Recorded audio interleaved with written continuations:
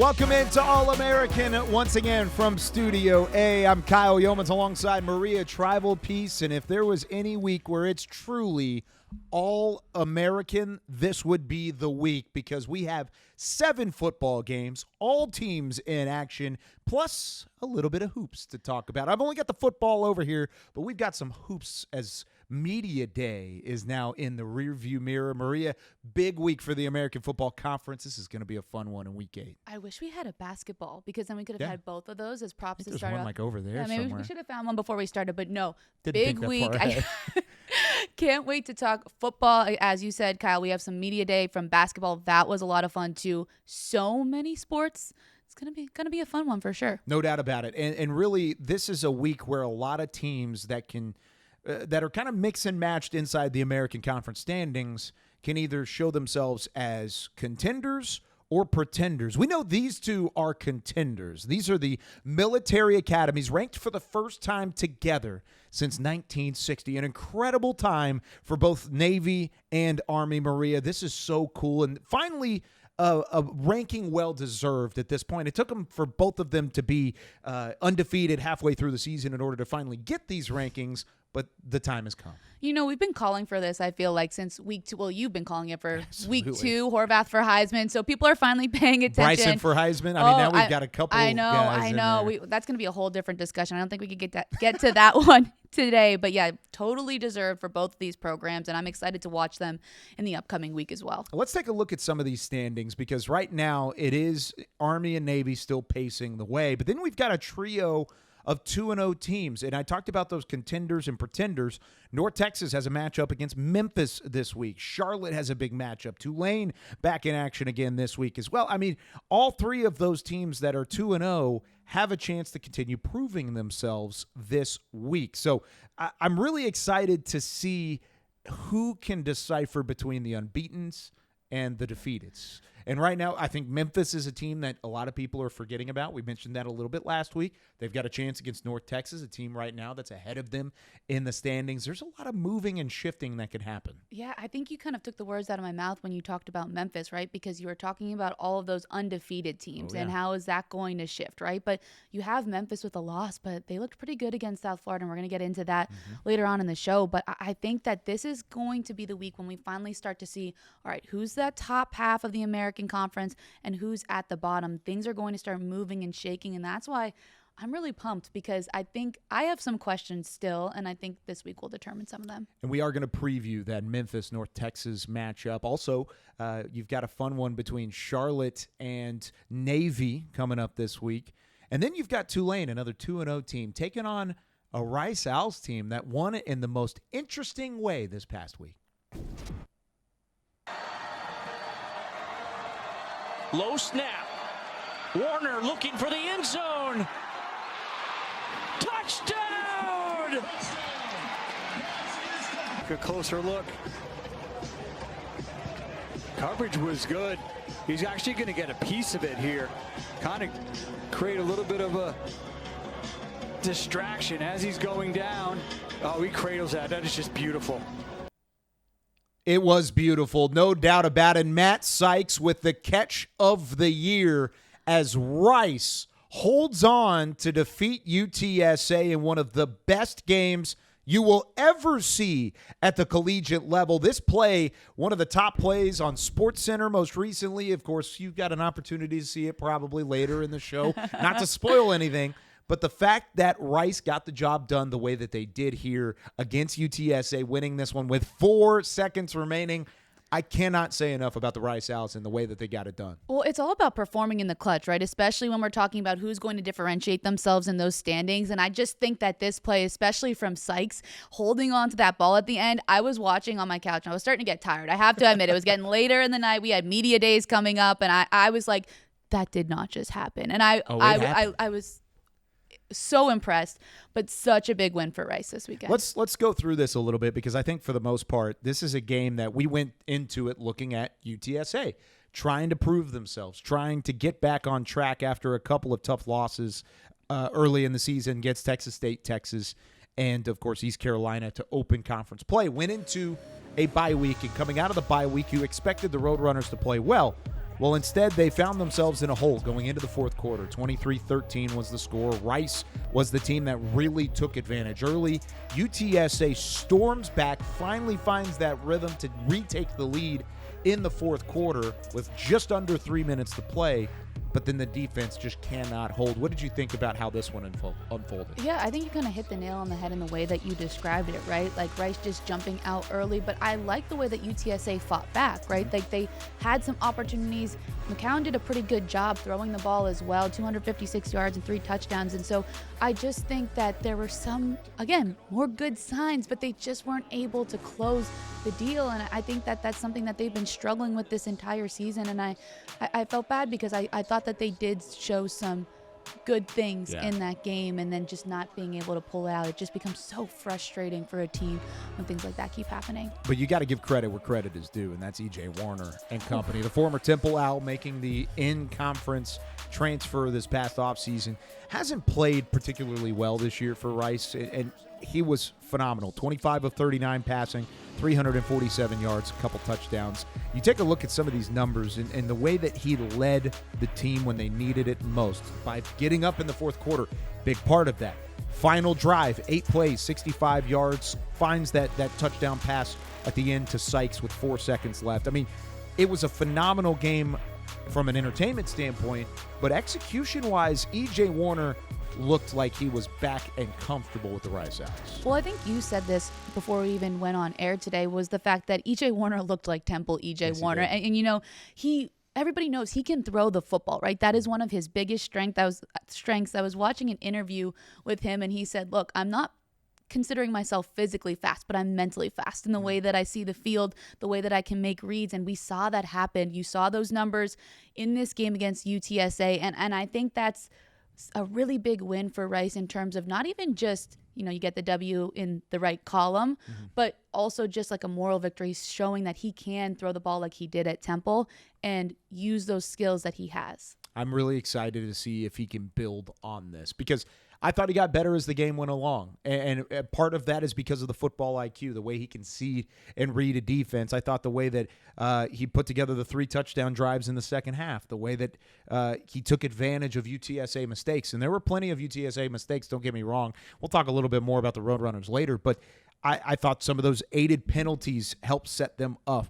Rice did what they needed to do offensively to get the job done, and the defense held strong and held serve on the opposite side. That combination could be what turns the Rice season around, and they showed it against UTSA. Well, I think it's just the perfect time to start to trend in the right direction, right? Yeah.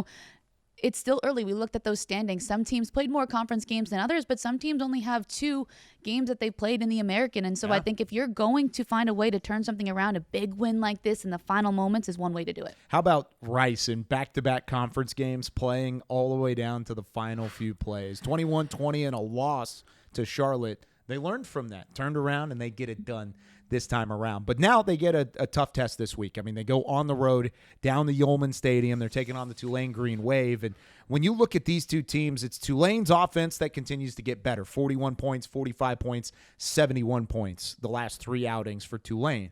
But Rice specifically is a defense that's playing better. Gave up just the 21 points against Charlotte, the 27 against UTSA. So we take a look at some of the numbers here. What stands out to this matchup? I think the biggest thing for me is more of answering a question, right? And my question in this matchup is Rice going to be able to adjust to the way that Tulane plays them defensively? Because I think everybody knows that E.J. Warner can throw the football. Yeah. So can you figure out a way to maybe run the ball a little bit more? Can you figure out a way to get open targets? Because Tulane's defense, you look at those numbers right there, they're not allowing a lot of points. You got to be able to adjust to that. Yeah, points allowed per game, just the 21.8. And 2 good quarterbacks. E.J. Warner never faced Tulane during his time at Temple. So this is his first ever matchup with the Green Wave.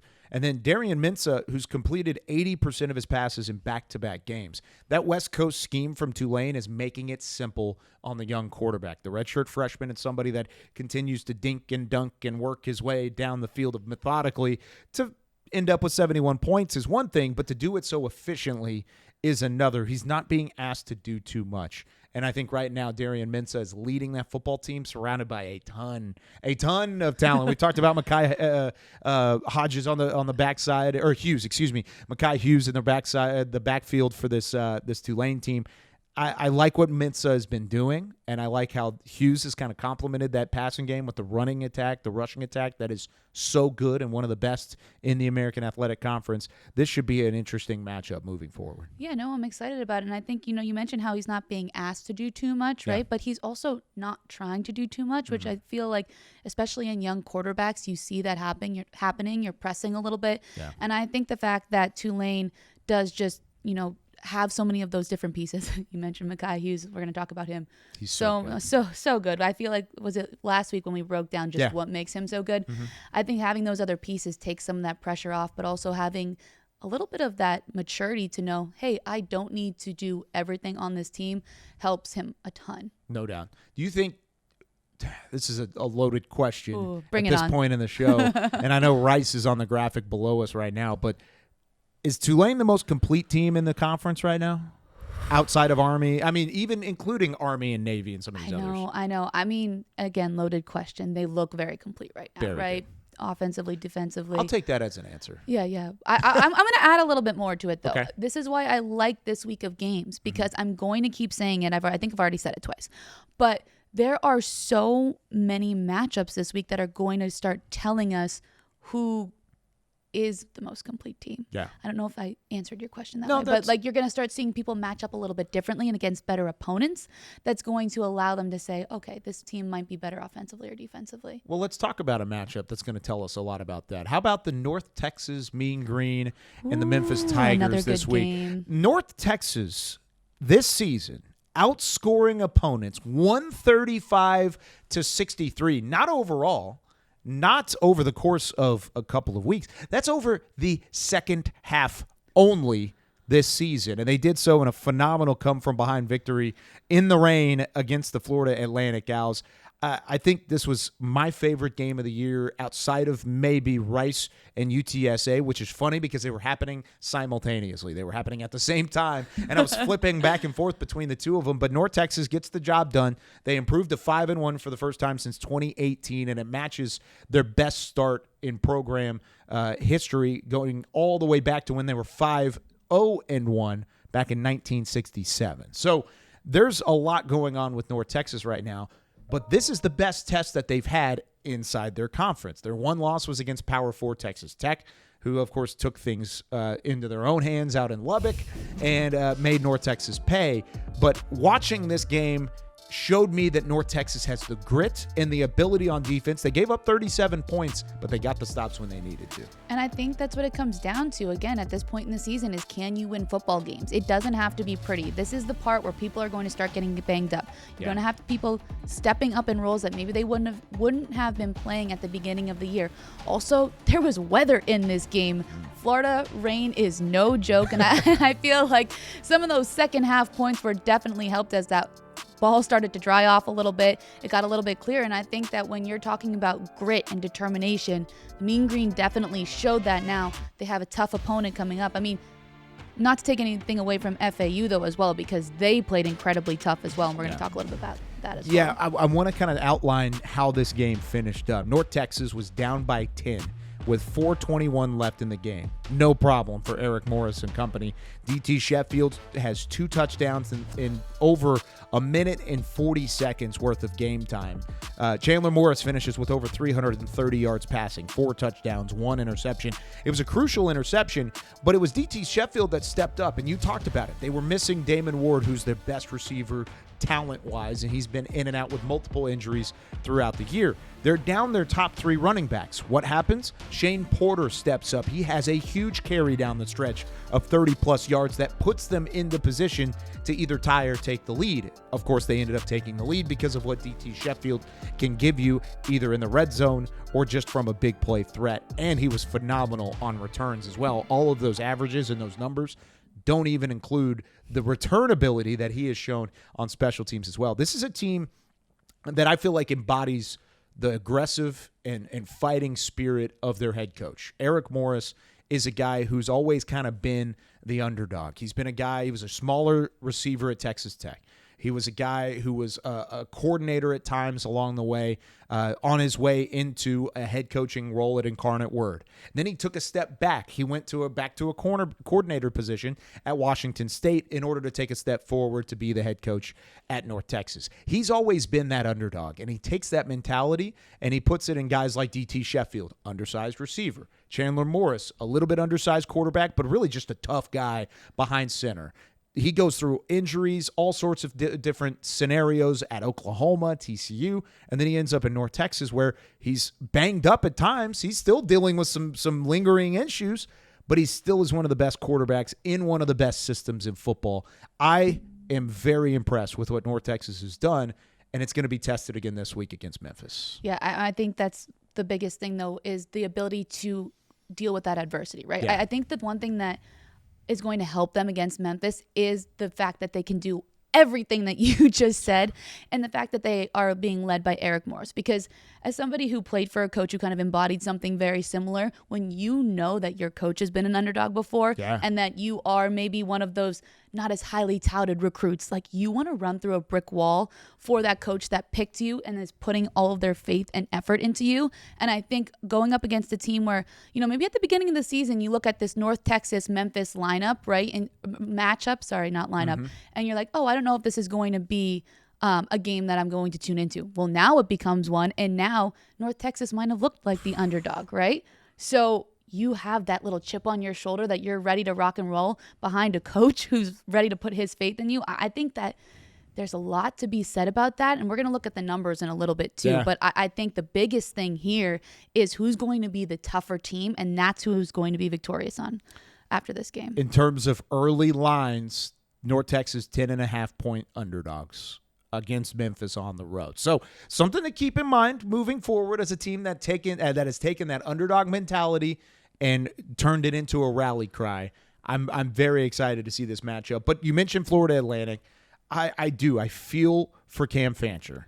Fancher had the best game of his career, in my opinion, and of definitely in terms of his game. I mean, he led his team down the field with a vengeance. This is a Fancher who had, before this game, his previous high in terms of passing yards was 193 yards. First multi-touchdown game of the year. Took command of the offense with a season high in almost every single category, Maria. And yet they still end up in a losing fashion. It wasn't because of him. He did throw the late pick, and I know he just kind of ran out of time. I think if this was a game that had another minute and a half on the clock, Florida Atlantic doesn't have to press at the end. They're able to drive downfield and probably score again. It just so happened that North Texas had the football last. I know, and I think it just makes it that much tougher because we just saw the graphic with his number, 351 yards. It's really tough to lose a football game when you rack up that kind of yardage. And I just think, like you said, he never looked phased. He looked so confident. And honestly, the FAU offense this entire game looked confident. You saw the flea flicker play, or we may see that later on, gave a little, another sneak peek into what the show is going to bring. But there was just so much creativity, so much confidence that they brought in this game against North Texas. And as you said, Kyle, they just run out of a little bit of time, and then they do have to press at the end, and it's just unfortunate because this is a great football game to watch. And this is the thing for Florida Atlantic is you can't allow the loss to hold you down any further, and you hear it all the time. Don't let a team beat you twice. They've got a matchup against UTSA this week that looks very winnable. 2-4 teams that are trying to get back on track and get actually their first conference win. So they're exactly the same in terms of their conference record right now and overall record. So with that being said, Fancher's career at Marshall was very similar. He was up and down, 300 yards in one game, 125 yards over the next 2 or 3 games. Then he hit 300 again. That up and down cannot continue if you're Fancher. Take what you did well. And Tom Herman's great at this, by the way. I think 2 great head coaches who have had struggling football teams, Tom Herman and Jeff Traylor, matching up against each other again this week. But the way that they have to outline their quarterbacks for success, that's going to be whoever wins this matchup between UTSA and Florida Atlantic. And you saw both quarterbacks from, both losing teams this past week have good games. We already talked about too. Yeah, we talked about some of his numbers already. And Fancher, again, it's that roller coaster. It's like, how can you level it out, right? And so I think that if I'm a player in the situation, or if I'm a coach looking at my quarterback, seeing that track record, okay, what makes you go up and down? Is it the mentality? Are you, again, letting a team beat you twice? How can you figure out where to get his mind right so that he can have those 300-plus yard games? Because the physical component is there, right? But as most athletes will tell you, that's the easiest part of the game for most people. It's that thing between the ears that you got to get right. Yeah, got to be better because, like I said, with Tom Herman and the struggling FAU team, Tom Herman's not a bad head coach, everybody, just so you know. Same thing with Jeff Traylor. Jeff Traylor had a team that was picked to finish second in the conference, and they've underachieved to this point. But when you have both of these teams together on the field in a matchup like this, desperation's going to win for someone. One of these two teams is going to get past that desperation and get on the other side. I think right now I would probably lean Florida Atlantic because of the defense. The defense has played well. I know they just give up 41 points against North Texas. Don't get me wrong. But their numbers are more so points allowed per game. You can see it there, 26.5. But also their turnover margin was going into it a +3. They've had now 11 turnovers, I believe, on the season, which was one of the top third of the NCAA at the moment. They can take the football away, and UTSA has been a team that will give it up, as well as you can see from the minus turnover margin. Yeah, we've seen that. You see it on the numbers right there, but just as you said, UTSA has been struggling with some of those turnovers, and I think that FAU also showed out pretty well. I think that defensively the numbers look good, but I also think offensively they have some momentum that they can build on. I think a little less so on the UTSA side. So I think that FAU has a slight advantage in this matchup, but again, who's ever the most desperate is going to win this football game. It's going to be a fun one, too. I'm excited about it. Kind of along the same lines, we opened the show talking about contenders and pretenders. These are two pretenders right now that are trying to work their way back into the pretender category into the contender category. There's still a lot of that's the thing. Like I know it's week 8, but there's still so much conference play to be had. Most teams are 2 games, 3 games in the conference play. Yeah. So I just think that even the people that we're considering quote unquote pretenders right now still have a chance to maneuver their way up in the standings. Just along with that point, let's look at FAU's next couple of games: South Florida, East Carolina, Temple, Charlotte, Tulsa. They could get to 6 wins and be bowl eligible very easily out of that group. UTSA on the other side might be a little bit tougher. They've got FAU this week, Tulsa, winnable game, but then they go Memphis, North Texas, Temple, Army. That Temple game might be one of those games they can win, but right now Memphis, North Texas, and Army are playing better than UTSA. So still time to get right on both sides, but it starts this week for Jeff Traylor and Tom Herman. Whoever falls in this matchup will be at a significant disadvantage to try and get to bowl eligibility. And then you've got to really climb your mountain from that point forward. Now, we've got ourselves a little North Texas Memphis. We just talked a little bit North Texas. But the Memphis Tigers back into hammer time. They love this. Do you like the stone smashing? Okay, so I know we talked about it a little bit about the danger of the stone smashing, but I will say I feel like this falls under my line of pettiness, right? Like not pettiness in like a bad way. Like I like the creativity of like I'm gonna assert my dominance and like hammer time, you know? Yeah. I kind of break like the it. stone. I mean, I don't want to get anything in my eye. I would wear like a hard hat and goggles if I was gonna like smash that stone down. Also, like I have a bum shoulder, you know, from playing an overhand throwing sport. I might not be the best choice, but man, I'd have a lot of fun with that. That looks really fun. Here's the thing. If I would have known you would have talked about this, I would have found a way to get Zach Fisher to open up some stone, put a stone in front, and then we could have smashed it on the podcast. Maybe next week. Do you think that's a liability issue, though? No, absolutely not. Okay, we just make our own rules. I'm a freelancer. I don't need that. Okay. Might be a little bit different for me. We'll have to check with maybe compliance on that one. I'm not sure. Exactly. So Memphis gets the job done against South Florida, but it wasn't necessarily the convincing way that we anticipated. It looked convincing early, Maria.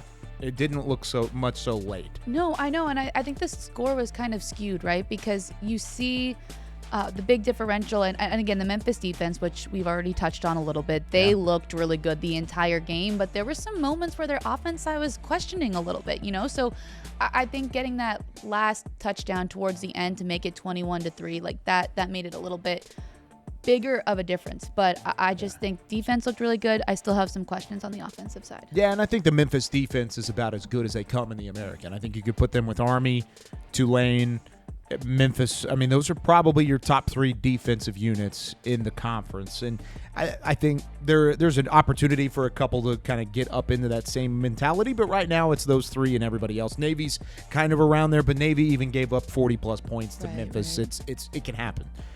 I think when it comes to what happened in South Florida, and by the way, our thoughts and prayers still with everybody in the Tampa community. They moved the game to Orlando because of the hurricane, Hurricane Milton going through the Central Florida spot, and they ended up moving it to Orlando. So it was kind of a weird atmosphere, emptier stadium, late switch. But Memphis came out firing. They looked like a team that was happy to be back on the football field. They scored twice in under 10 minutes, including a fumble recovery. Then the next few drives, it looked like South Florida was a team that was tired of playing bad defense. They looked like they had a chip on their shoulder to get it done. Unfortunately for South Florida, no Byron Brown, and the offense had no rhythm. Not that Byron Brown is the only thing on offense. We talked about their explosiveness from the Bulls offensive unit previously, but without Byron Brown, they did not have it. They had fumbles in the red zone that gave the ball back. They had multiple opportunities to cut it to a 1-score, 2-score game. They give the ball back. You can't afford those mistakes in a game and against a team like Memphis, and we saw that in Week 7. Well, that's the one thing that we talked about going into this matchup was, will South Florida's offense find a rhythm? Yeah. And that was going to be the key. And it does become so difficult when your quarterback, who's the commander of that entire offense, is out, right? So it's just finding the next man up to step in. Defensively, as you said, they looked good. They had some stops, and I did like the way that Memphis came out strong as well. Just like they looked how a team should look coming off a bye, right? Yeah. You never know how it's going to go. Like, are you going to be down a little bit? But they did. They came out aggressive, and so I think both teams could take some good out of this, and also maybe have to go back to the drawing board on one or two places. I think so. And I think if I'm Ryan Silverfield, and I'm not in the locker room with Memphis, they're happy, they're smashing the hammer, doing all the things because they won the game. It did look fun. They won the game. That's bottom line. They got it done, and the defense played great. But I think if you're Ryan Silverfield, you go back to that film and you say, we left something on the field. You can't necessarily leave something on the field against teams like North Texas and Tulane if they want to get where they want to go. And let me say it this way. This Memphis Tigers defense will be the key to getting Memphis where they want to go, which is ultimately the college football playoff. Right now, they're on the outside of the AP top 25 looking in. They haven't been receiving votes, which, by the way, I think is a travesty. I was going to say, we could go on a whole tangent about that. I will go on a tangent for it. The one loss from Memphis was by a 12-point margin on the road against a Navy team that is now ranked. That is a ranked football team with a Navy midshipman. Your other wins was at that point in time against a ranked Florida State. I know Florida State and the Seminoles do not look like they should have been ranked in the first place. Don't get me wrong. But this is a 5-1 football team that was at least receiving votes or ranked in whatever poll you want to reference early in the season. They have an elite level defense, allowing 24 rushing yards against a team like South Florida that wants to establish the run. I believe this Memphis team is still good enough to make the college football playoff. Do they have competition? Absolutely. They have Boise State that's up there. They have UNLV that's up there. They have some of these other non-Power 4 conference teams that they have to defeat at some point, at least in terms of outpacing them later in the year. They have to run the table in order to do so.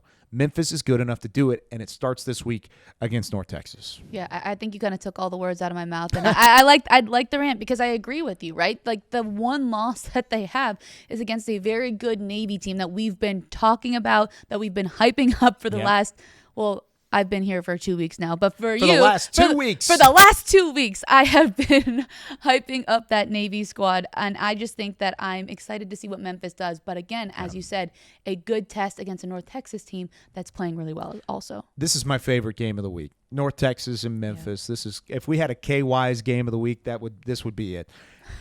The best offense, in my opinion, in the conference because of how deep they are. And you can take the numbers however you want to take them. They've put up phenomenal numbers no matter who they've played, except for maybe Texas Tech. But 41 points per game is no slouch. However, this could be the best defense in the conference. 16 points per game from Memphis. They are not allowing anybody to run the football almost at all. And look at the turnovers. 12 takeaways this season for the Memphis defense. These last 2 years, these two teams have played. Once as conference foes last year, 45-42. That was a down North Texas team that at the time was Apogee Stadium. In that moment, 45-42, they made it a game, and it forced Seth Hennigan in his hometown of Denton, Texas, to drive down the field and put together a game-winning drive. The year before that, as non-conference opponents in Memphis, it was 44-34. Again, a down North Texas team challenging Memphis down the stretch, and ultimately they pulled away and won by 10 points. This year, it's not a down North Texas team. Very capable North Texas team, very capable offense. It's whether or not the Mean Green defense can get the stops necessary to slow down Memphis. And I think at the end of the day, that's going to be the decider on who wins or loses this game, because both offenses are capable, right, but Memphis has the defense. And right now, North Texas doesn't have that defense, but their offense is so good, they may be able to make up the discrepancy. Yeah, I think that graphic pretty much said it all, right? Strength versus strength, a great offense versus one of the best defenses. Yeah. And again, it's funny because you think of the oldest saying, and maybe it's not the oldest saying, I'm thinking it's one of the oldest sayings in sports of defense wins championships, right? Mm-hmm. So does it come down to that Memphis defense being a little bit better numbers-wise than the North Texas defense? I don't know, because that offense has looked so good, and they're coming off a big victory as well. I'm not going to make my pick right now because okay, I'm not making a pick either. I was going to ask you. Go ahead. I'll think about it. I was going to ask you who you're going to pick. Who am I going to pick? I'll defer till later. Okay. I made you ask me instead. Yeah, Just wanted I was about to say. Keep you on your toes. Yeah, that's fair. But I am undecided. I really am. I don't know who I'm going to pick in this game, because I think it will be one of the best games of the year, and coming off the heel of two of the best games of the year that we just talked about a little bit as well. So lots to mull over when it comes to Memphis, North Texas, Rice-Tulane. One of the best weeks in the conference, and I think of all of those teams, there's going to be ways to get better along the way. But there's still one team that's really pacing everybody, and that's the Navy midshipmen and Army. We'll talk about Army here in a second. But if I've learned anything right now, Maria Trivelpeice, it is do not overlook Charlotte.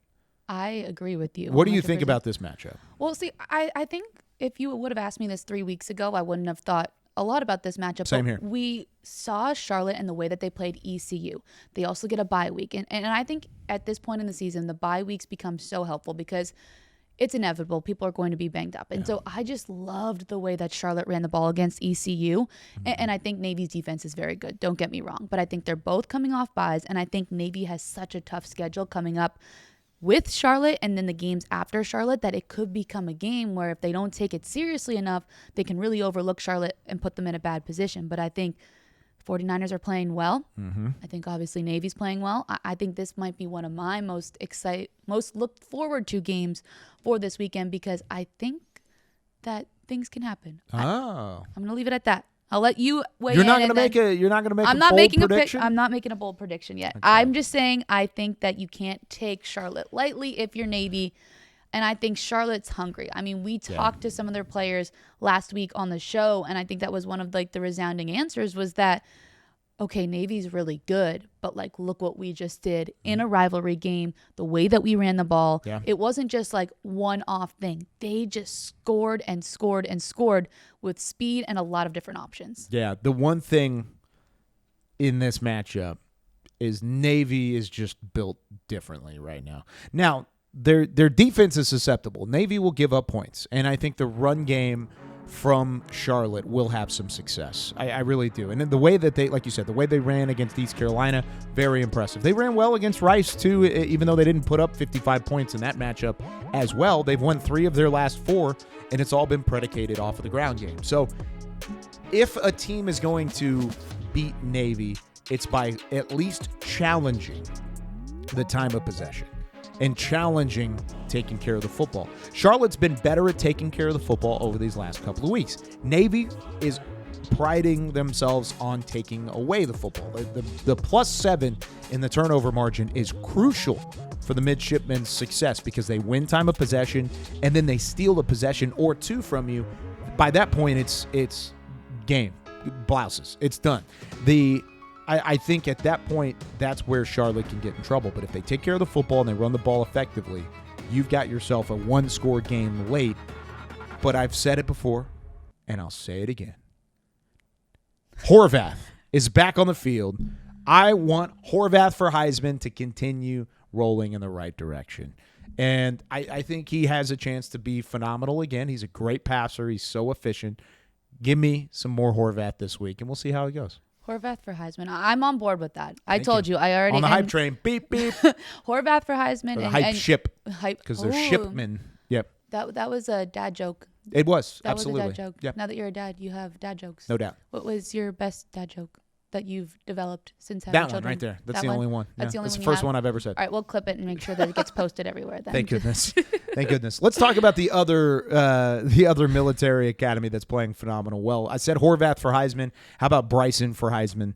I think you've got Army and ECU in a game, kind of like how Navy and Charlotte match up in an interesting way. I think Army and ECU match up in an interesting way as well. Yeah, you were talking to me about this, and the way that you presented it, I was like, okay, I can see it. Mm-hmm. I think that Army is playing just so well right now, and sure. like Bryson Daly, I can't. I'm going to give away another top play if I say the play that I'm thinking about. We can only have like one top I know. play I'm not. We'll talk about it later. But like some of his runs from this past weekend against UAB were just so strong. Maybe we're gonna see it right. Yeah, there it is. Right there. That stiff arm. Oh my goodness! Like when I watched that live, that was another one where I jumped up off my couch, and I think SportsCenter also agreed with 90% of the population on this that he is just built different when you want to talk about toughness and his strength and his ability to run the football. And so that's where I'll disagree with you a little bit in some of the things that you listed, and I'll let you tell everyone why you think this is going to be an interesting matchup between these two teams, and I'll add my point. Here's the thing about ECU. They pride themselves on scoring points. They pride themselves on flying high on offense, and they could definitely do so. They haven't been perfect. They've had their turnovers. They've had their struggles, and we saw that against Charlotte whenever they ended up with 24 points and were down significantly at halftime.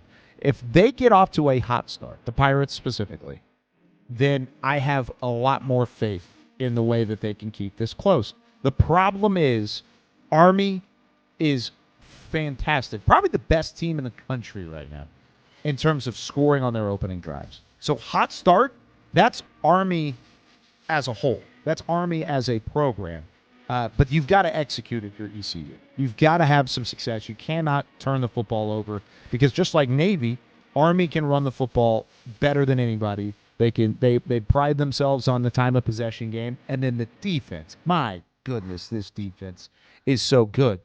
But I like ECU the way they spread people out. If they keep with the John David Baker mentality of let's get Jake Garcia rolling, if they go with him as a starter. I know there's kind of been some questions. Yeah, that was going to be my next point. If they go with him, go with him.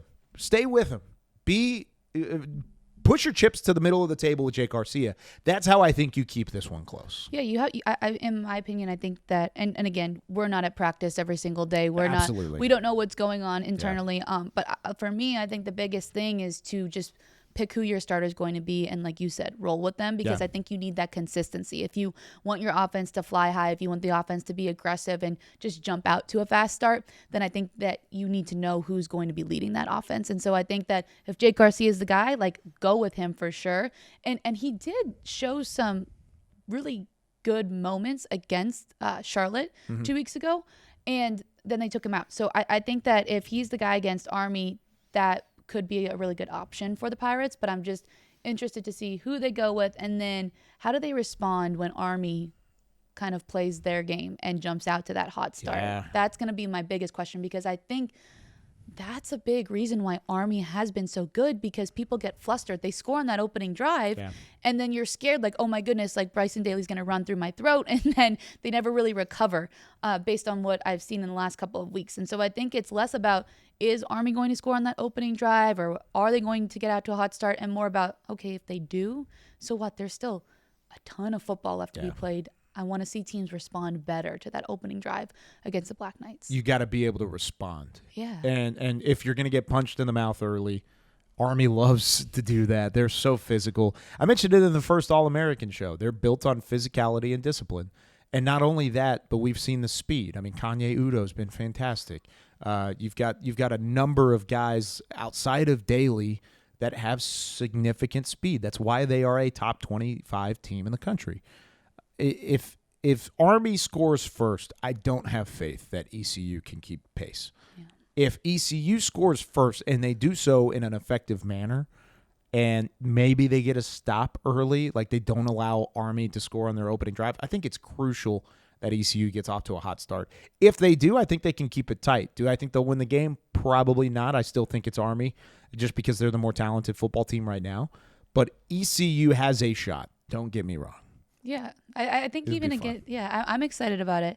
And I'll add one more thing. I just even think in that game against Charlotte, like we talk so much about the way that Charlotte's offense performed, but there were some moments where ECU looked like they could get back into the game. And so I'll agree with you on that point. I think the offense has the potential to at least stay in that game, but it's either determines the response or how they're going to get out to a hot start first. I know something else you'll agree with me on. Ooh. This is the best week of American Athletic Conference football so far. Here's the full schedule, starting with page number 1, because, yes, we have 2 pages of American Conference football. Best week. We just talked about ECU and Army. Tulsa-Temple's kind of an interesting matchup. 2 teams trying to get back on track in their own right. We mentioned Charlotte and Navy. I think that left side of the graphic, interesting matchups for 2 unbeatens. Navy and Army, both of which can be either outpaced or outplayed by the other side. It's whether or not Army or Navy can keep doing what they've been doing well, and that's run the football and force turnovers. And I think if they're able to do that, we'll see Navy and Army continue to be ranked, continue to be in that undefeated conversation. And then, of course, Florida Atlantic and UTSA, 2 two-win teams that one team will be 2-5, and their season at that point looks like it is a complete wash. Yes. I'm interested to watch that one as well. I mean, again, best week of American Conference football, and I'm excited about it. So much so that we have an entire second page. You have UAB in South Florida, North Texas and Memphis, and then Rice and Tulane to round it out. Taking a look at those, Kyle, which one on this page are you going to be locked in with? Well, of course, I said North Texas earlier, and this is a game that's so intriguing that they flexed it to the ESPNU side of things, so it's back on ESPN linear, and I think it's worthy of doing so. 2 5-1 teams, one of which will leave with bowl eligibility, but I'm really interested to see UAB in South Florida in a different way, too. It's 2 teams that have just been run through with injuries, have been run over by really good offenses, and have faced tough competition early in their slate. One of those 2 teams is going to get a much-needed win. Much needed win. Maybe even more so than the Florida Atlantic UTSA game that I mentioned earlier. So I'm going to be watching that one highly intensified as well. Yeah, I'm excited for that one as well. I think it's going to be, again, 2 teams that have just really been run through. I think one of them is going to come out victorious, obviously, but I think that might change a little bit of the season. Maybe not completely turn it around, but maybe point them in a direction that they'd rather be than where they are right now. Yeah, no doubt about it. So you wanted me to outline. I've been doing this thing on Twitter, by the way. If you haven't caught on to it at all, follow me at Kyle_Youmans on Twitter, YOUMANS. And I've been putting together my predictions and previews. So every week on Twitter, X, whatever it is now. Thanks, Elon. But I put together a thread of my predictions first, and then each game I give a little snippet and preview of what I expect. It's very good. I will pump it for you. Oh, thank you. I really like it. Yeah. Before I even got here, I was following along with it. I was like, nice. I'm learning all about everything American Conference football because Kyle's putting it out. Yeah, but you can see my record down there. When I started this, I really wasn't doing it for any kind of recognition. I was just trying to provide some extra content for American Conference faithful out there, which, by the way, to the guy who was on College Game Day this past week, you're a real hero. Right, you're a real right. one. I love that. My goodness. If he doesn't watch the show, then I'm going to be offended because that's phenomenal. I love it. He needs to make an appearance. Like, I feel like that'd be such a good guest on the show. My DMs are open. Shoot me a DM if you're listening. If you were on the show and you were the one at College Game Day in Eugene, Oregon with the American stand, we stand together, and the American Conference logo with an American Conference hat and an American Conference hoodie. He was decked out. I love it. Shoot me a DM. We'll find a way to get you on the show, one way or the other. Number one fan right there. I loved that when I saw that early in the morning. I was like, let's go. It was perfect. Phenomenal. And if you don't know what I'm talking about, I posted it on Twitter. So when I started this, I wasn't doing it for any kind of recognition, but I'm 41-14. Not bad, and it's gotten better. I'm 24-6 since week 3. I've got some games here some teams here that I want to either be happy with or not so happy with. My favorite teams picked so far: Army, USF, Temple, and FAU. I've been perfect when selecting all of those teams so far. Thank you guys for doing exactly what I thought you would do all the way along. I've got 2 teams I got a bone to pick with though: UTSA and ECU. I was very high on both of these teams. UTSA was a preseason favorite for a reason. ECU is a high-flying offense, or at least I thought they were at times. I've gotten them wrong 3 times each. So out of my 14 losses, they make up 6 of them. Ooh. By them too. So I've got a little bone to pick with UTSA and ECU. But guess what, guys? All can be forgiven if you just make sure I'm perfect this week. I haven't had a perfect week yet. I've had at least 1 loss in every single week so far predicting these games. I've got to be better this week and try and get a 0 in that loss column. You're asking, you're telling them that they could be forgiven, but I think there's a team that you still need one more apology to, that you already gave an apology to, that you picked against probably a little too much. Who's that? Remember you gave him a nice formal apology? You talking about Navy? Yeah. I feel like I'm making up for the formal apology, really, because of the Horvath for Heisman thing. Does it even out? We should ask all the Navy fans. I need a T-shirt. Is what I need. I need a Horvath for Heisman. A Horvath t-shirt. for Heisman T-shirt. I'll wear it on the show. Okay. If anybody wants to send me something, everybody heard that. I'll wear it on the show. You'll wear it on the show. Absolutely. All right, Horvath for Heisman. Horvath for Heisman. All right, baby. all right. So and then the apology will be finalized to the Naval Academy. Yeah, absolutely. Okay. Here's the thing: I haven't picked against Navy since that week. I tried to get cute with it, and that 1 week I haven't picked against them that week. We'll see if I pick against them this week. We'll see. Ooh, I don't know. I don't know if I want to issue another apology. Well, I mean, everybody's going to have to follow your Twitter now, or X, or, whatever. If you haven't already, just hop on it. Why not? We have some fun. And that's the thing is, like, part of this show is providing interesting content and for people, some information from people that want to digest American Conference stuff. We have so much fun recording these shows. So I want to continue that fun into the weekend of watching college football. Everybody's getting ready for their college slate, and we have those 2 pages worth of games. I'm excited for the weekend, and that's just another way for me to show it. Yeah, I cannot wait. I think I'm going to be so locked into so many of these games this weekend. It's going to be a fun one for sure. And then everybody's going to have to listen to us next week because we're going to have so much to break down. Yep. So you're going to Birmingham, or you're going to South Florida. I am. I'll be in South Florida. So if you want to tune into that game, you'll actually get to see me, wave at me at your television screen, and then I'll be watching all the other games once my game is done. Yeah. So I've got a question for you. Ooh, How was Basketball Media Day? Oh my goodness. We don't have enough time to talk about how awesome Basketball Media Day was, but it was incredible. We got to talk to so many different teams, the personalities. I will just say this. We have some great personalities in the American Athletic Conference. We had some fun. We talked basketball. We did some rapid fire. I'll ask you a question I asked everyone. Okay. Who would you not take with you on a deserted island? This was the real, Who's not going to help you survive? You got a friend in mind? I asked them about their teammates. Oh. We'll have some more of that content coming So, later. okay, so I can't take this person. Like, Yeah. they would not help you completely survive. useless. Yeah. Man, that's tough. I try and surround myself with people that would help me along the way. Malia Trivelpeice. I would not take Malia. Rude. See, the pettiness. The pettiness would be too much. Would not help. So That's what it would one be. of the best answers to that was from the UAB men's basketball team. So we'll take a look at that. But I think first we should take a look at the men's preseason poll because they are picked to win the conference again after winning last season. The Blazers looked really, really good. And the preseason player of the year in Yaxel Lendeborg. I love watching Lendeborg play. I got the chance to watch him a couple times last year. He was the best player in the American, in my opinion, last year. I thought he was fantastic. I know South Florida had some guys, and I know Memphis had some guys, but this is a UAB team that has earned this mindset with their great year and the run that they had through Fort Worth, through Dickies Arena, and then ultimately taking the shot at March Madness. And I thought one of the clips that the Americans showed this past week on social was really cool, and he talked about how it felt like a movie playing in March Madness and being around it, and it made me feel I felt a piece of that. I've never gotten the chance to play in March Madness, but when you watch One Shining Moment, you watch or you grow up watching the Final Four and the tip-offs and Sweet 16s and big upsets and all sorts of different things. To finally be a part of that had to be so special, and UAB had that opportunity last year. Now, it was a down year for Memphis. They are super talented, super loaded. They may be the deepest roster, but can they rebound in the big way? They were supposed to be really good last year, and of course things didn't necessarily work out for Memphis in terms of winning again and making a run. It was a down year for Memphis. They're going to be back. South Florida, a lot of people thought they overachieved last year. The Bulls maybe showed a little of that by losing early in the tournament to that UAB squad.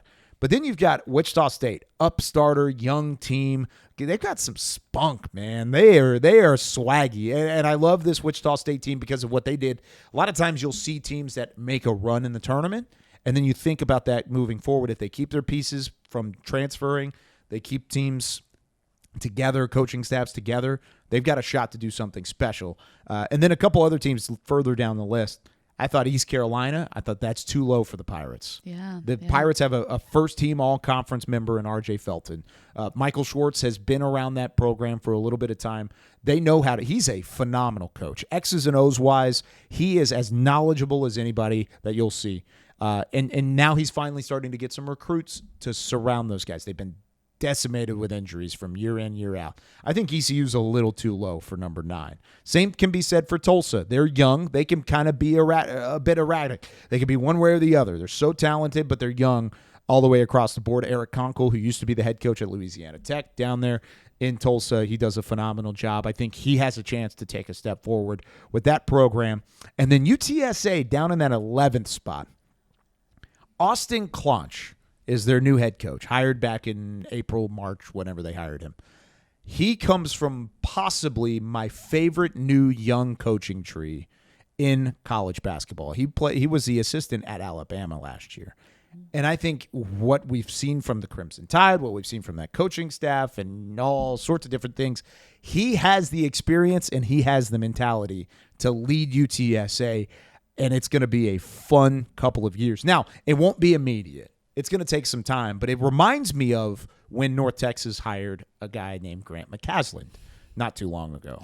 They hired Grant McCasland after a couple of losing seasons, but they're in a great market with great basketball. He's going to tap into that market. He's going to recruit very well. He's going to hit the transfer portal hard, and he's going to provide a player-first mentality and an X's and O's approach on the court that is going to elevate this Roadrunner program. And then I think the rest is history. You're going to see UTSA relevant again, and I think Austin Clonch is a big reason for it. Yeah, we're calling it right here on All-American. You have a really good resume out there. Couple years. Yeah. All right. So it's noted here. I mean, I'm also really excited about Temple, too. I feel like that's one team that, like, literally Speaking of spunk. You're right? Yeah. Makes the championship game after being so lowly seeded. And I think that was something that the guys talked a lot about on Media Day, was just the way that they can build upon that. And so that's another team I'm really excited for. I mean, I'm excited to watch all of American Conference basketball because, I mean, there were some fun petty quotes too that we want to even get into, but since that's becoming my brand, the pettiness, some teams were really excited to play certain opponents for different reasons. So nice. We'll preview some of that content as the season gets closer, but again, we talked to UAB men and they were so much fun. We'll have to take a look at everything that they said. Joining the set now, we have Yaxel Lendeborg and Toney from UAB. Guys, you are the preseason favorites to win the American Athletic Conference. How exciting is that, and what pressure does it bring? I mean, it's amazing to have that, being said. We don't really call it pressure, there's a lot of, rumors and stuff that goes around too, so we don't really want to fall into all the internet stuff. But we know what we did last year, and hopefully we can, move forward from that and play like we have nothing to prove and nothing to gain. I guess if it makes sense. But, yeah. No, totally. And Toney, what are your thoughts on that? We know what we got to do, and we know what it takes. Feel me? So we're not going to get into all the internet and all that. You definitely know what it takes. You've been at UAB for 5 years. In the era of transfers and everybody's going to different schools, what makes you stay? Just the culture and being welcomed with open arms and the love and winning.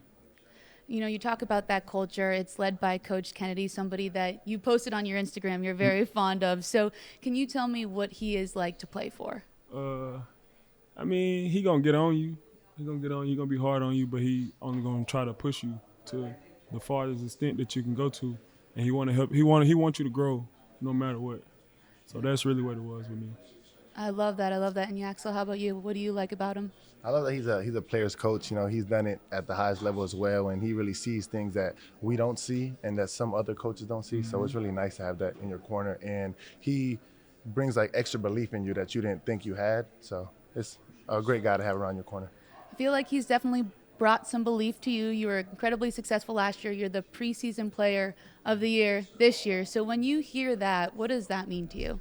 It still doesn't feel real to me. I never would have thought. I always say that in like every interview I get. Who would have thought I'd be here and stuff? But yeah, when I first committed here, he was having like dreams of me being an NBA player, being a first rounder, and we didn't think it would turn out like this. Especially me. I just said when I was gonna come, just be a role player, don't suck. And ended up turning around, and him putting that belief in me really made me feel better as a human. So yeah. I love that. Yeah, definitely don't suck. I think that's good advice for anyone. But when you talk about the belief that Coach had in you, what else do you think helped you get to the level of play that you achieved last year?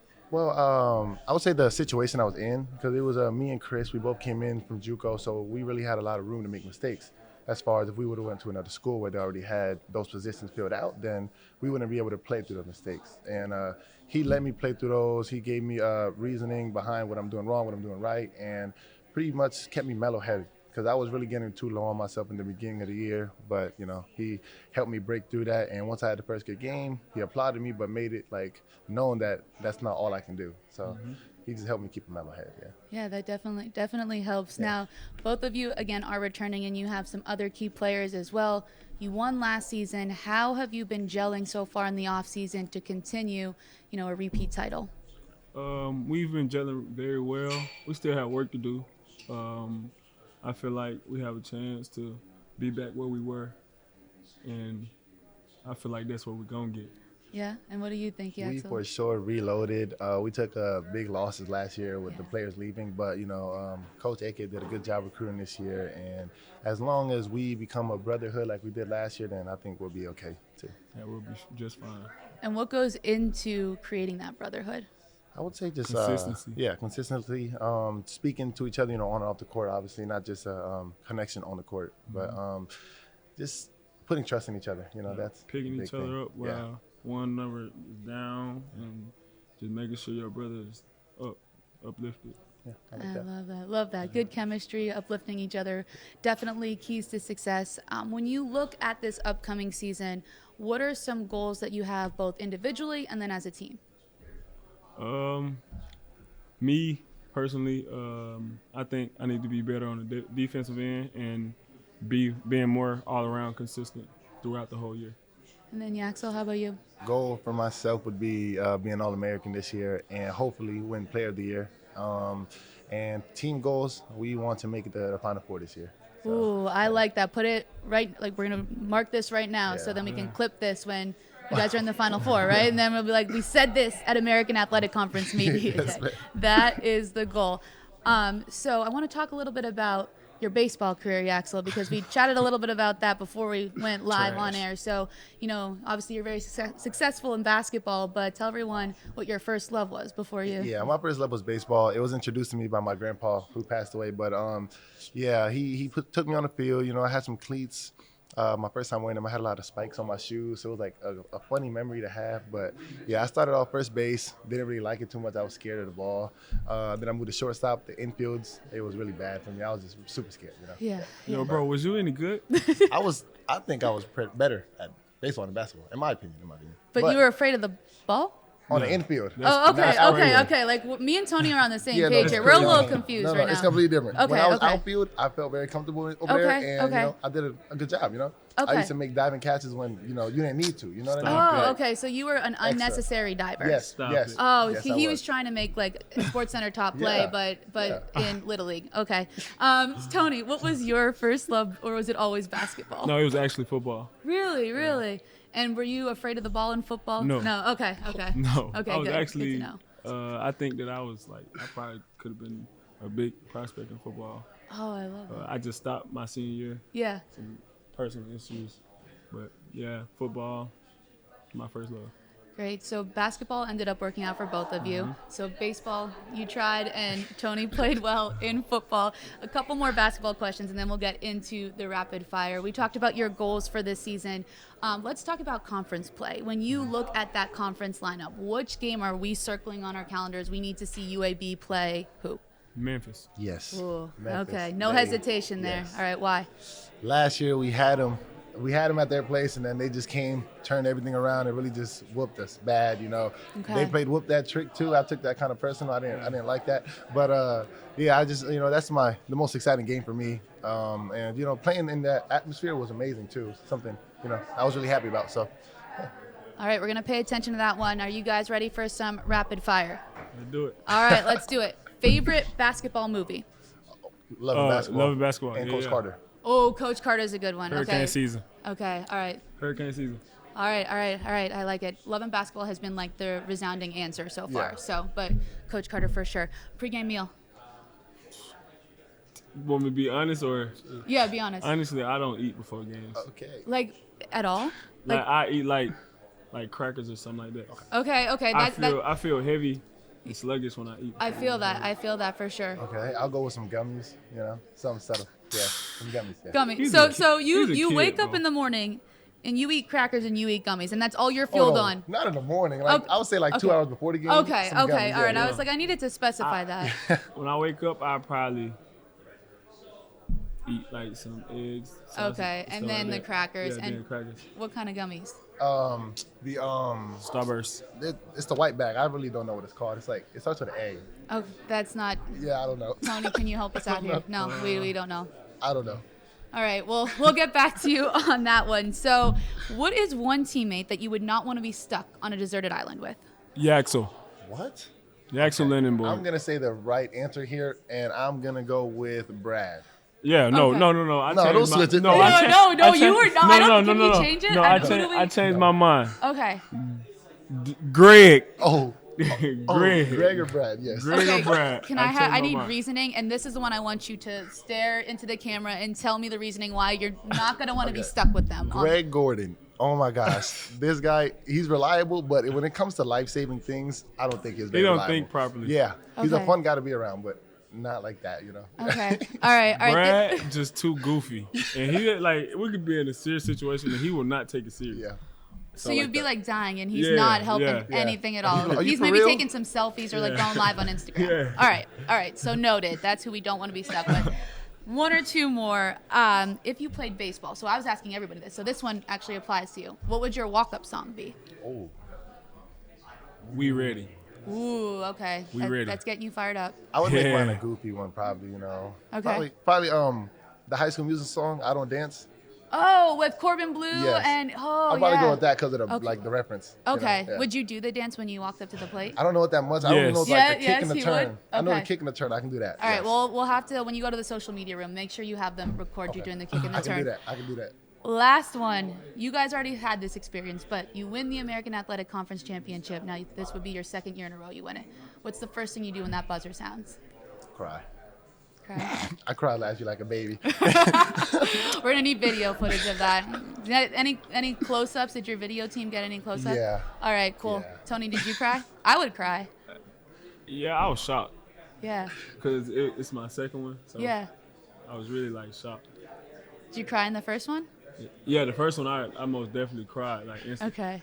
The second one I was kind of like already used to it. Okay. So, I don't know. I was shocked. Like I got 2 rings. Like, you know what I'm saying? I love that. So you're going for one more. Yeah. We'll be following along all season long. Thank you guys so much for joining us today.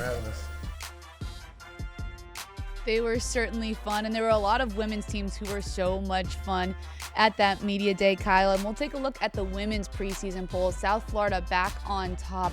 They have some really key components, including Romy Levy. She was hilarious. Another one that we're going to have to watch content. But when you take a look at this, who stands out to you? Well, I think South Florida is the complete team. I think top to bottom, inside out, their ability to utilize their size as well. I mean, they are really, really talented. North Texas and Rice, I mean, that's regular season champion and postseason champion, tied for second in that poll specifically. Both of those teams were a surprise last year to a certain extent. I think North Texas kind of snuck up on some people. They were middle of the pack in the preseason poll last year. Jason Burton and company did a phenomenal job. Tamisha Lampkin was fantastic last year. She was a preseason player of the year nominee again, or honoree again this year. Neither one of these teams, North Texas nor Rice, are going to sneak up on anybody this time around. So I'm interested to see how they respond in the year coming after where they were a championship caliber ball club, both of those teams specifically. And then sticking in the Lone Star State, UTSA is a team that if they could stay healthy with some talent like Jordan Jenkins, I think she's phenomenal, the USC transfer, they underneath that tutelage and that coaching staff, they have another shot to make a run too. So with them being down at number 5, I think the expectation is that they will challenge some of those top 4 teams or so, but really lots of talent top to bottom in the women's game. Maybe not as deep team-wise. I think the men's side of the bracket, teams 1 through 11, have an opportunity to really do something special, whereas the women's side, it's mostly probably teams 1 through 8 or 9 in order to get it done, but still lots of talent up there toward the top. Yeah, and I think when you mention those teams at the top, there is much less of a surprise this year probably, and that's one thing that the Rice women talked about was just the fact that, like, hey, people know that we're good, and so if we want to repeat as champions, we're going to have to be a little bit more locked in, and the element of surprise isn't going to help us. It's going to be our play on the court. Yeah, it really is going to be interesting to see how how teams react, how teams do respond. Because, like I said, the target is on the back now of teams like Rice and North Texas. They didn't necessarily have that last year. So with the target on the back, it's a completely different mentality moving forward. Yeah, and we're going to see what they said of just about how they're going to handle it. We have with us now Sussy Ngulefac and Malia Fisher from the Rice University Owls. Ladies, thank you so much for joining the set. You've done a couple different things at Media Day. What's been the most fun so far? I think the segment we just came from, Okay. the outdoor courts. The weather is so nice outside. Beautiful. It's a nice change from Houston. No, it is. Nice breeze. The wind was a paid One actor good in the move. pictures. Ooh, It was okay, you had amazing. like the Beyonce hair? Yeah, was that like what's it was going? flowing. Oh Wind my blowing. Goofy goodness. pictures. It was nice. Okay, It was okay. fun. So are they going to be on the gram later? Can we check them out? I'm hoping Absolutely. so. Okay, all right. We will take a look for all of those photos, and we'll make sure we like all of them, because when you have like good hair and the wind, you It just works. You gotta use it. Absolutely. Exactly. So outdoor courts were a fun part of Media Day. Let's talk a little bit of basketball. You are the defending American Athletic Conference champions. That's a nice ring, too. Oh yeah. Speaking That of rings, is did you nice. get rings yet? Not yet. Not Yeah, yet. we can get Ooh. them our first home opener. Yeah. Ooh, so okay. a few weeks. Yeah. Okay, all right. Did you design them, or who designed them? How's it? Did our captains I think have? our captains did it with Coach. Okay. So you haven't seen them yet. No, we have not. All right, I'm anxiously awaiting what they will look like. That's like one of the coolest I know. parts about winning. You're like, you put that ring on, you're like, oh, We're excited for okay. For sure. So anyway, defending champions. How do you want to continue that success this season? You want it? Yeah, I think like a big key word for us has been consistency so far, and like I've said it multiple times, we know we have a target on our back, and we kind of take that every day from summer workouts to even now. We're focusing on stacking like good days in practice, and that just comes with our energy, our effort, how intense we're practicing, and like trying to limit our lulls, and that's just like not trying to ever be too low, try to consistently stay at where we know we can be. So Yeah, I just want to add to that. I think coaches do a good job, and we do a good job of each other not getting complacent, and that, yes, we are defending title holders, but that doesn't mean that it's guaranteed for next year. And we have that to was work. last year. Right, Next year? Did I say last year? No, I'm saying No, that she's was like last that was last year. We're year. locked in on this season, right? Absolutely. No, I love that, and that's exactly how you continue to win championships, right? For You sure, are always yeah. locked in, and you're looking to get better. One more question about that last year's championship, and then we'll talk more about what we're focused on in the now. But you were the lowest seed to ever win the American Athletic Conference, right? No, but I know you're chuckling, and I mean it in like the coolest way, right? Yeah. Like, what was that like? What was that mentality throughout that entire tournament, just knowing that you had the capability to win? I mean, I think we said it the whole time. Like, we were a 10 seed, but never a 10 seed. Yeah, And we just said it was our revenge tour. That's Ooh, how we took how we took every game. So it was our revenge tour. We were playing people like, that maybe we didn't beat in the first time around. Right. So we played with that extra chip on our shoulder, and being the lowest seed, it pushes you to want it even more. So. Yeah, I love that. I revenge tour. That our is. motto. So does the revenge tour continue this season, or what's the motto as you head into 24-25? I think for a lot of teams it's going to be reversed. Yeah. I think, like she said, there's going to be a target on our back, so it's just a new season that we have to come in and, keep our head on straight and be focused and take every game as it comes. Mm-hmm. Yeah, I think the biggest thing is like not necessarily a revenge tour this year, but more of proving like who we are. Mm-hmm. And I don't know if it's prove everyone right or wrong, because I don't really know what people think of us. I don't know if people think we can do it again. I don't know if people are like, nah, they don't got it. But whatever it is, we're gonna prove what we know we are. Absolutely. Yeah, that's exactly. And you have to stay within yourself, right? Mm-hmm. It's what you're doing. You can't focus on that outside noise. Exactly. And speaking of what you are doing, how has the team been so far in responding to like these mottos and this day-by-day mentality in the off season? Mm-hmm. Well, our biggest motto, I think, throughout this summer has been win the day. Mm-hmm. Coming in, every day is a new day. You have the opportunity to control your attitude and your effort, and just knowing that there are other teams getting better at the same time that you're working out. So if we're not getting better, then we're only hurting ourselves. Mm-hmm. And so keeping that in mind while we're working out. Yeah, I think it's just like I said, consistently stacking days, and not every day will be perfect, but like she said, you can control our attitude and our effort, and Coach always talks about giving 110% effort, and she knows we're not always going to make shots in practice, and it's not always going to look pretty, but how hard are we working on defense and getting stops and focusing on the things we control? And I think that's a big thing that I've seen with our team this summer is our defense. Like, we've really honed in on being that defensive team while we can score, but can we also stop other teams from scoring? Yeah, it's that old cliche, defense wins championships, exactly. right? Oh, yeah. You're like, I know it's a cliche, but when you actually think about it, you're like, oh, man, It's everybody true. who's ever told It's me that true. is so right. So let's talk a little bit about the offense. Malia, you were named on the preseason all-conference team. So when you heard that, what were some of your first thoughts? I thought it was very exciting, very honored to be recognized among, coaches in this conference. And I think it's been a testament to what I've done throughout the 4 years. But I think also it's preseason. And not that I'm super excited to be recognized in this preseason, but I will be super ecstatic if I can be recognized in the postseason. Yeah. I mean, it's like being grateful, but also wanting more, right? Absolutely. Being aggressive and kind of going for that at the end of the year. Speaking of that, what are some of your goals, both individually and as a team, for 24-25? Well, I think the biggest goal is, getting the second ring. Ring number getting 2. Getting another yes, championship. Yes.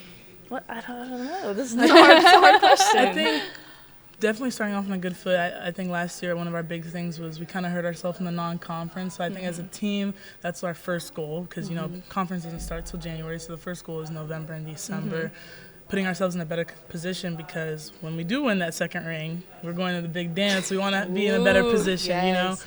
I think personally some goals I have is just like with how I finished the season last year, I know there will be attention to like my inside game, and so that's just handling what other teams throw at me, whether that's a double team or like whatever counter they have for me, being able to handle that and still be consistent and good in what I do, but also whether that's kicking the ball out or finding my teammates and just kind of really having that flow to our offense. I think that's the biggest goal for myself. It's like you read my mind. I was going to ask you about the end of your season last year because Man, were you on fire. So I want to know, what do you think kicked in towards the end that just kind of clicked for you and you're like, oh man, I'm rolling right now? Well, I think with injury, I didn't play most of the year, and so I feel like I was like so antsy. Like I was watching all year. I think I like to say I was brewing. So I was just getting ready, and then it's just what they say, when your number is called, you have to be ready. And I think knowing myself as a player, I like to say I like to rise to the occasion. I like the pressure. I like the expectations. And so I think with that, I think a lot of people knew what I was capable of, and being able to go out there and prove it. That's just kind of how I roll. I don't know. Yeah, you were brewing. I like, we were talking about on our All-American show last week, teams lurking. I feel like maybe that's another one. You were lurking and you were ready to pounce right on the opportunity, exactly. right? All right, so we have a couple more basketball questions, and then we'll get into some nice rapid-fire fun stuff. So that's the part everybody really wants to do, right? You're like, all right, let's get to that. I want to talk, though, about the younger versions of each of you. Oh, God. Right? Okay. Younger soon? No, we're not going to. We won't get too in depth, but let's say 5 years old. What would 5-year-old you think about? Both of you sitting here, you already won one conference tournament championship. Now you're here under these lights getting to talk at Media Day. What would she think? I think 5-year-old me would think I'm pretty cool. I know. I was going to say, 5-year-old me would think I'm a superstar right now. No. You don't ever think this is where you end up or this is what you end up doing. So it's honestly really just grateful and absolutely very appreciative of the opportunities that we've had and the fact that we've won a championship and now we're here. 5-year-old me would be like, no, I'm joking. She's like, oh my gosh, that's me. I honestly, you just think we run kids camps all summer, with the younger kids, and just imagining ourselves in that position. Exactly. Yeah. Gosh, I can't even. I just got chills. Right? No, but when you actually think about it, because I feel like sometimes you get so caught up in the everyday and the grind that you don't actually take a second to be like, oh man, I'm living what I kind of always wanted to do. Exactly. And you're just looking all around and you're like, wow, so take a moment. Be proud of yourselves right now before this season starts. It's funny that you say that. I didn't mean to cut you off. No, but go for it. I just posted a TikTok reel that was I'm living the blessings that I used to pray for. Right. Exactly. I just got chills when you said that too. Crazy. When you think about it, you spend all that time praying, thinking, manifesting about this is what I want. Absolutely. And then you open your eyes and you're like, oh my God, there's lights there, and I have a ring coming in a couple weeks. Man. Right? When you take a second to step back, it's definitely a aha moment. I feel like, when you're in high school, you're like, oh, the dream is to play in college. When you're in college, the dream is to win a championship. Now we're at Media Day talking about our last year. Yeah, right. You got hold on. No, I love it. Looking ahead at that conference slate, right? We talked about the non-conference, but that conference slate, who are you circling this is a game I'm ready for? In conference. Yeah, in conference. All of them. Honestly. Every single opponent. All right. Here, we got circle this one, all of them, right? We need this one, this one. Need that one. Definitely need this one. I love it. So we're just going to watch all of Rice's games. Exactly. Let's get into absolutely. some quick rapid fire because we're running out of time because we were, talking about 5-year-old us and our dreams and getting chills for sure. Favorite sports movie? Oh, goodness. Sandlot. The Sandlot. Ooh, one or two? Ooh. The first one. Okay. Classic. Kicking and Screaming. Oh my gosh, no one has said that one yet. Amazing. Or Joanna Man. That's a good okay, one. we got some new one. All right, I love it. Yeah, well, a lot of people say Love and Basketball. Love and Basketball, yep. That's what everybody's been saying, Love and Basketball. We're like, no, Love and Basketball. Okay, all right. Favorite Halloween candy? Kit Kat or Twix or Twizzlers. Okay, so all right. Kit Kat, Twix, Twizzlers, but you threw in the Twizzlers. So I like Twizzlers. Whoppers, I really like. Whoppers? I know it's an unpopular. I'm sorry, girl. I can't agree with you on that one. No really Whoppers like for me. As long as you just Nerds. don't say Milk Duds. All the Whoppers for you. Nerd clusters. Have you had Nerd the clusters? Oh, Not for Halloween candy. Is that new? I call it. Are we old? We're getting old. We've been trick-or-treating in a minute. No, don't say you're old because you're gonna make me feel old. I don't know if you did the '90s items game yet, but if you get to it, I'm gonna feel really old. Moving on. One teammate that you wouldn't want to take on a deserted island with you. Can we say this at the same time? Do we have the same answer? Maybe. Ready? 3, 2, 1. Emily. Not taking M. Love her. I love her to death. But I would not take her. I choose life. No, yeah. That's fair. That's fair. I like that. Not as having the same answer. I like that you decided to say it at the same time. 2 more quick ones for you. There's a lot of owls in the American Athletic Conference. Which one's the best? Rice Owls. Come on. Rice Owls. All right. And along that same vein, let's say in 24-25, you just won the American Athletic Conference Championship game. Again, the buzzer sounds. What's the first thing that you do? Cry. Fall to the ground and cry. Fall to the ground and cry. Did you cry last year? Yes. I did not. You didn't? Oh, No. so you're crying for round 2. I'm crying for senior year. Okay. Senior year. Okay. No, All I cried. right. Championship. I remember like it was yesterday. I subbed out, walked in the bench, gave Salo, our strength coach, a big hug, and I started bawling. Well, we'll see if you cry again in year 2. We'll be watching the entire season. Thank you so much for joining the set today. This was a ton of fun, and good luck this year. Thank you.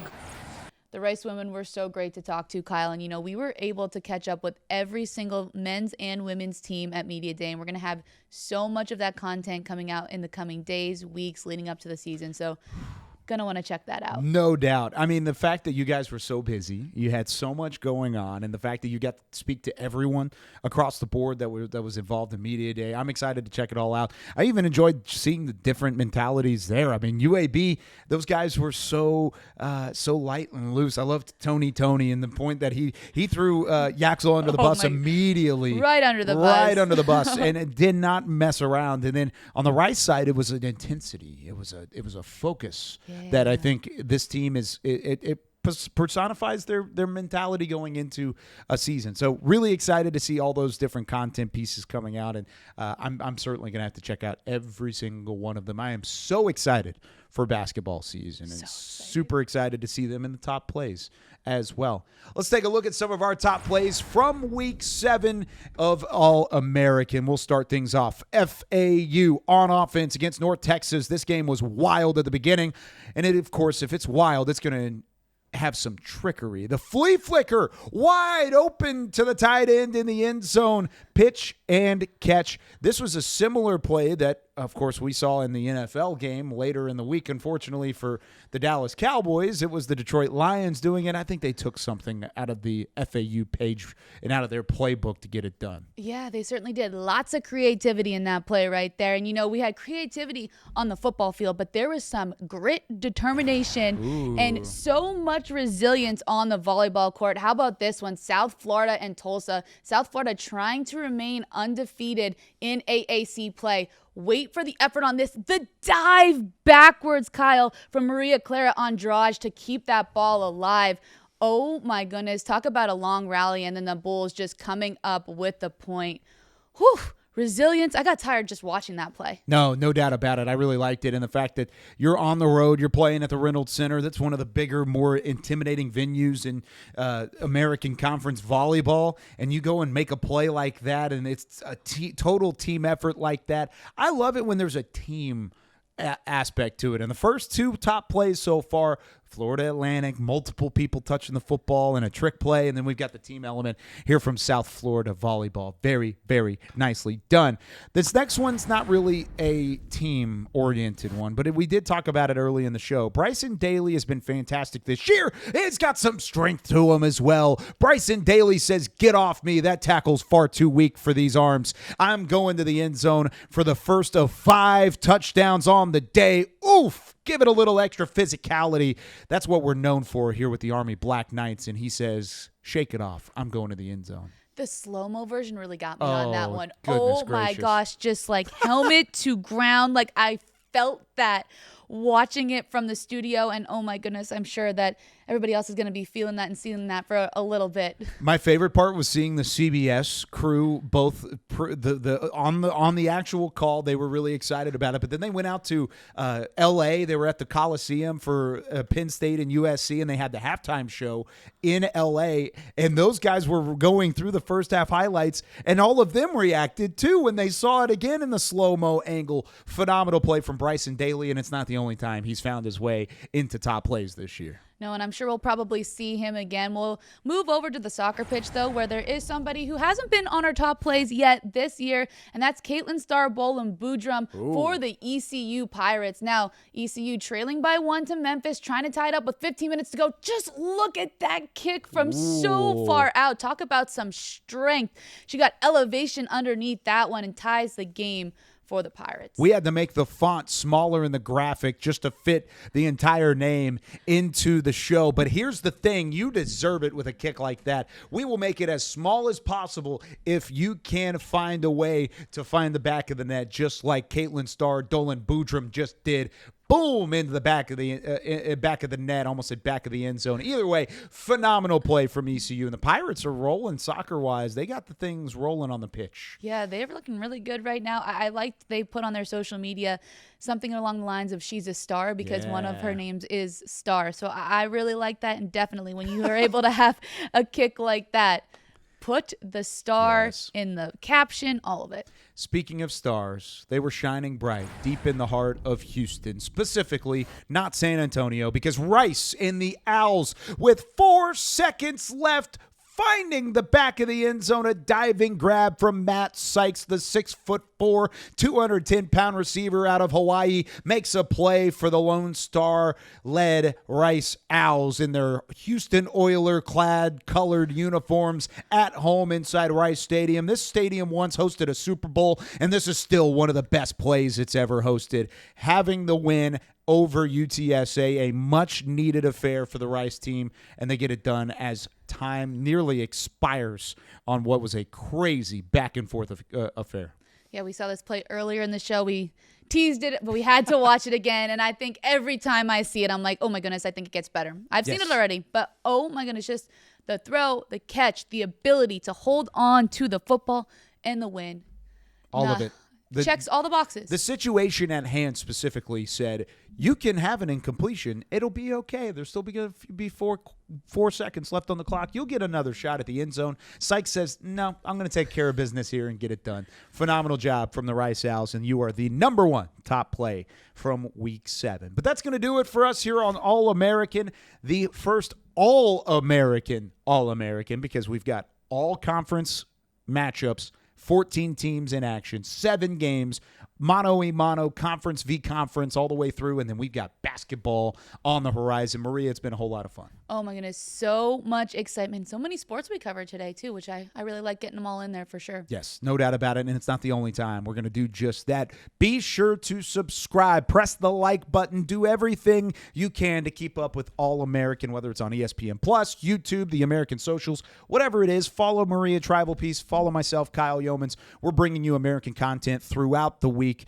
and we are super excited to be here and continue bringing you that content. So for Zach Fisher in the back, for Maria Trivelpeice, I'm Kyle Youmans saying so long from All-American. We will see you next week.